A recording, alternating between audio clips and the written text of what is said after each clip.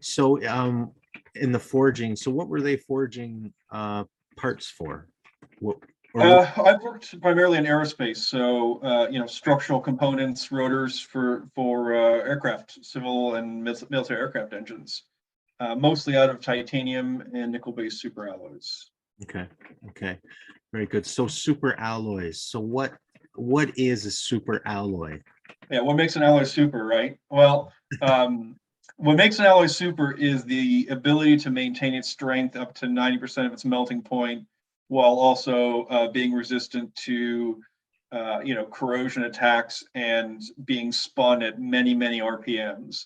So if you can survive in that kind of environment, like in a jet engine, then you're worthy of being called a super alloy. Yeah, no kidding. Absolutely. So, what what's the process like? So the company that you would work for, they would give you parameters like this is what's going to happen to this part. Um, Mhm. then you find the materials that are going to withstand that, correct? Is that how that works? So, I mean, my work was very much on the R&D side, but in general, yeah, you're looking, material science and metallurgy it encompasses it all, kind of, right? It's choosing the right material. It's the processing. How do we get that material from something we can buy, like a billet or a bar, um, into the shape we need, whether that's forging or casting, stamping, rolling. I mean, there's a ton of operations out there. So you have your you have your lump of metal, which there's a whole nother process to get the right lump of metal to the beginning of your forming process. Mhm. And then at the end of that, so you have a piece that looks good, right? Um, there's all kinds of inspection procedures, you know, dye penetrant, X-ray, ultrasonic, you name it. It's as fancy as you need. And then all kinds of post processing. This is probably where you're a little bit more familiar. Weld repair, finishing, deburring, sandblasting, right? And heat treatment, which is super important.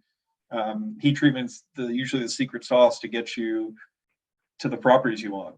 And then we got to test it, right? Did I make the thing I was supposed to make? Is Yeah, it the right dimensions? Did I hit the right properties? Are there any defects?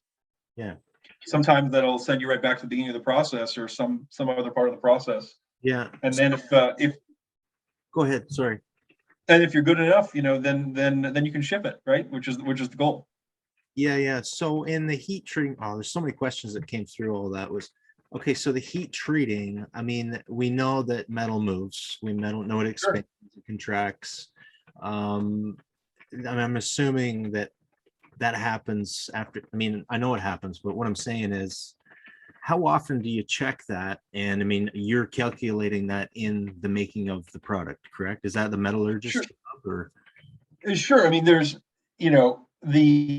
the metallurgist, as an engineer, is kind of, my experience in engineering and manufacturing is an engineer is touching all different parts of the process, right? So, um, we may get everyone works to specifications, right? No matter where you are in what industry, there's a spec, there's a blueprint, there's a drawing, there's something, and that's what you're working towards, serious requirements. Mhm. It's the job of the engineer and the metallurgist to sometimes interpret those requirements. How can we, with our process, get to this finished product? Sometimes the heat treatment's laid out. Sometimes there's wiggle room, to kind of mess with some of the properties.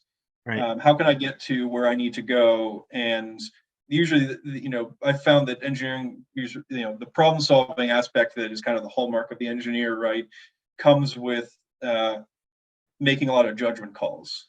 Um, you know, did this heat treatment go well? Did did a TC fail? What happened here? And then when something happens, when invariably it does, you, I don't think a product's been made yet that's defect free, although we all strive for it.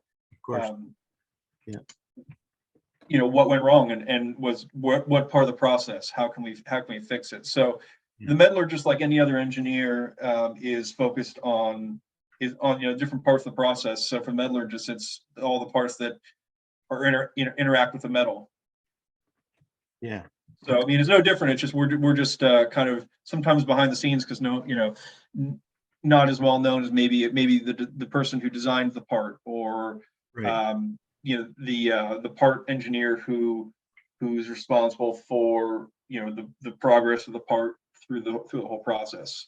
Okay. Um, So would you work directly with quality control? Is that how that would work? Or is that even, yeah, that's after? in my experience with engineering is that we're kind of right there in the middle of the process. So we're you know, to operators, to guys on the floor, we're the face of a part, right, or the process. To management, we're the people who are supposed to know what's going on with it, right? So you're kind of stuck in the middle of all this, to the testing lab, or the heat treatment supplier, right? You're the guy who they call, hey, your part fell out at heat treatment. What, here you go. So it's kind of, you're kind of in the middle and represent the part to a lot of different processes. So Yeah. it's a very interesting place to be. It's always funny to talk to my colleagues. You work with the person who's doing the job on the floor, right? The person who's running the process and who knows their job in and out, and they think you have all this power, and then you talk to the manager, and well, what went wrong with this, and you got all the answers, and it's a good place to be sometimes.